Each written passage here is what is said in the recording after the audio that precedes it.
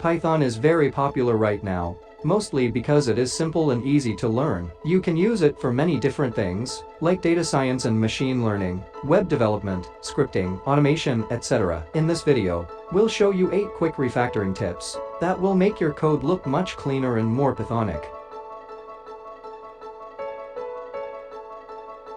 Merge nested if statements. Let's start with something simple. Instead of having nested if statements like this, just combine them into one. Instead of a loop, use any. Here, we want to see if a list has at least one positive item. The longer way to do this is to go through all numbers in a loop. Check the current number and break when the condition is met, but Python already has a method for this. Any function. We can just write that positives equal any n greater than 0 for n in numbers. Any returns true if any element of the iterable is true. This is much shorter and more Pythonic than manually looping. Choose from among the four or while loops. A lot of the time, a variable is set inside a loop, but it doesn't change. These things don't need to be done, so just take them out of the loop, and you'll only have to make them once. Remove inline variables. Remove inline variables that are only used once and are immediately returned. This is something we see a lot. A variable is defined at the end of a function, and one line later, it is immediately returned. If it's clear what the function is doing, just return the result directly. This is shorter and gets rid of an unnecessary variable. The only time a variable is still useful is if the function's purpose isn't clear at first glance. In that case, you can give the last variable a meaningful name and use it as code that explains itself. Use an if expression instead of an if statement. Replace an if statement with an if expression. Instead of using the if-else statement to set the value of a variable, you can just set this in one line with the if expression, like so. Even so, some people still like the first choice, which is fine.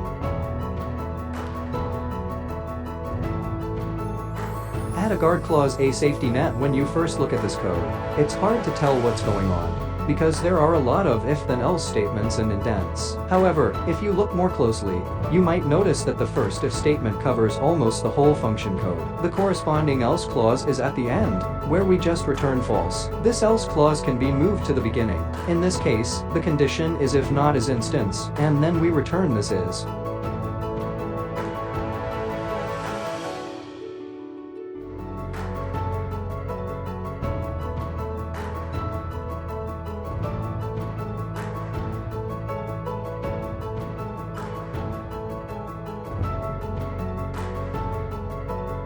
Move jobs closer to where they'll be used. This is better than the last example, but it still takes a few seconds to figure out what's going on. We want to check if we should wear a hat or not, and the logic is that if it's raining, we always say true, and if it's not raining, we say true if the head is stylish. One easy way to make this logic much easier to understand is to move the assignments closer to where they are used. Let's get the weather right before using the result, but in this case, it's fine to leave the extra variable. The stylish name lets you know that you should say true if the head is stylish and false otherwise.